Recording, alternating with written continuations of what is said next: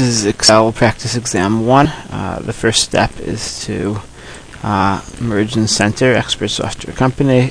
So we're going to select these cells. Here is merge and center.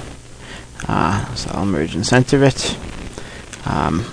We want to set the background color to something, and we want to set the foreground color to something. Point size 16, and the height of row 1 should be set to the value of, see row height over here, it should be set to 25. Perfect. Okay. Now we want to fill in the formulas for this.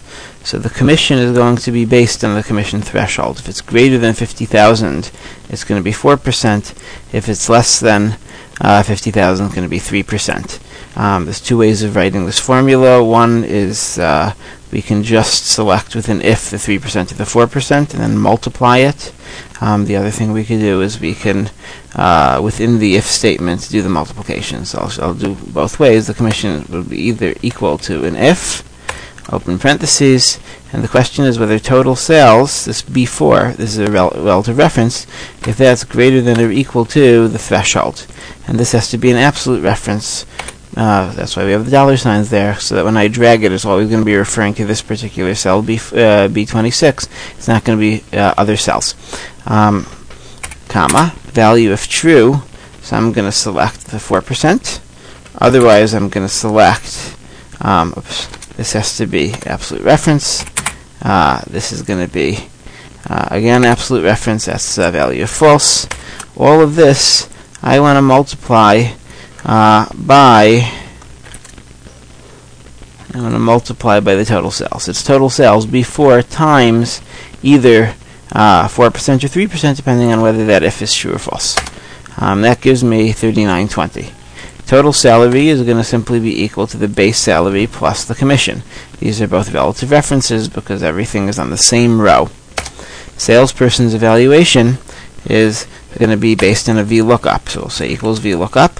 If you don't know how to do it, after the parentheses, you could use this little fx to insert a function, and we have to specify the lookup value of the table array and the column index. So the lookup value is going to be the total sales. That's what it's based on. This is a relative reference because it's on the same row.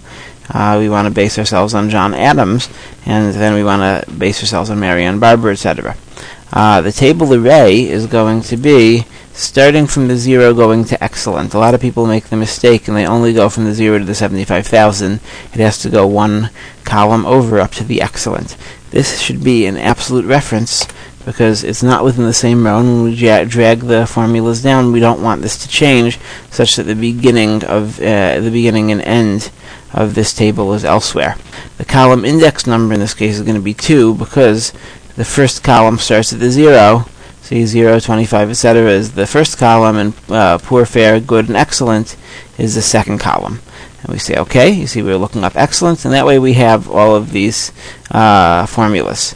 Now that we've applied these formulas, I'm going to take this and drag down, down, down, down, down, and now we have all of these people. Average total salary is going to be equal to average, open parentheses, of the total salary, and parentheses. We could use relative references because it's not like we're dragging a formula or anything. Highest is going to be using the max function with the same range, and lowest total salary is going to be min with the same range. We also want to format commission over here as currency, so we'll go over here. It'll pop out. So we're going to say currency with 0 places after the decimal point. And then it's formatted the same as all of these other numbers. So that's the first sheet. The next thing we want to do is we want to generate something that's been sorted. And so, in order to go further, we're going to duplicate this worksheet. So I'm going to right-click on salary and say move or copy, and I'm going to say to create a copy. It should be in between salary and chart, so it's going to be before sheet chart. And that gives me salary and salary 2. I'll double click on salary 2. I'll be able to rename it, and it's going to be renamed as sorted. You see this is now seems to be an exact duplicate. We want to sort within here, so you click anywhere within all of this, and we want to sort based on, I don't remember, so hold on, let's just take a look at the instructions. So we want to sort based on total salaries in descending order. So let's go do that. We go to the data tab, sort, and we're going to sort based on total salary in descending order, means largest to smallest, and then we say OK. And that's that next part. So, what I did on the wrong sheet. Okay, I should have done it on the sorted sheet, but you get the idea. Chart over here.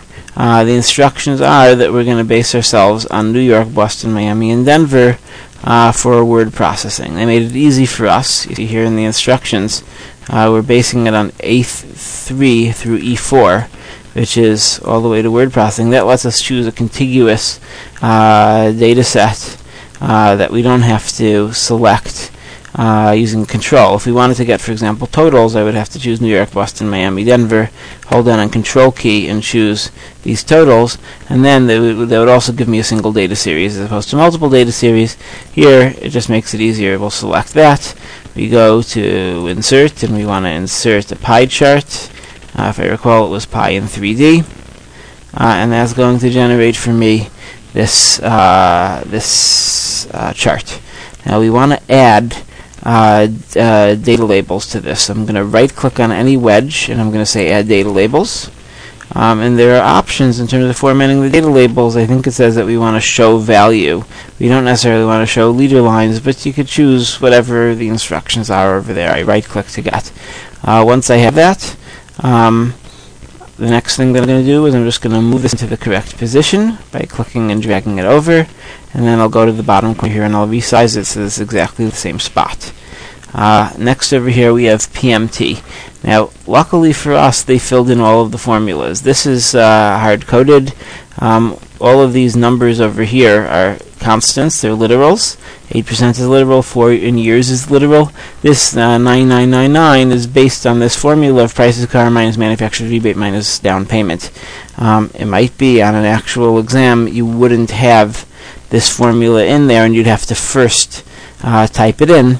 You don't want to calculate it for yourself as 9999, because then the last step, if you look at the instructions, is a goal seek, and a goal seek relies on there being a pattern of basically a path formed by formulas to get you to the value that you're fiddling with down to the number you're trying to reach as your goal.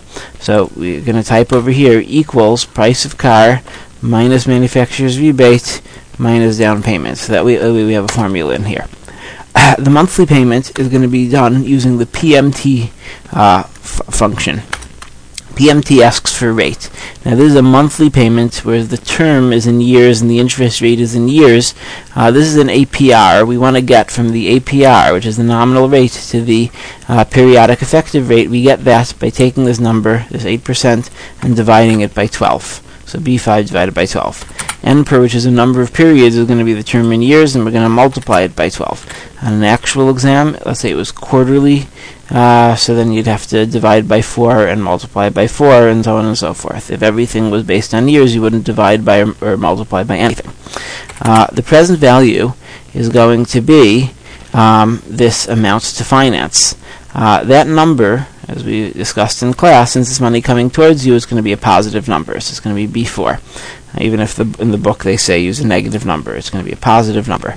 FV, future value, is going to be, at the end of all of this, is going to be paid off, so it's going to be a 0. The type, in arrears, let's say, so that's going to also be a 0, but these last two arguments you could really leave out and it would anyway be 0, 0. That's going to give me $244.10. We're going to subsequently do a goal seek. We go to the data tab, what if analysis, and choose goal seek. And we want to set this cell. Which cell? We want to set B7 to a value of negative 200. The negative, because you see this is red and it's in parentheses. We're going to do that by changing cell price of car. Now, by changing price of car, that's going to change amount to finance. By changing amount to finance, that's what monthly payments relies on.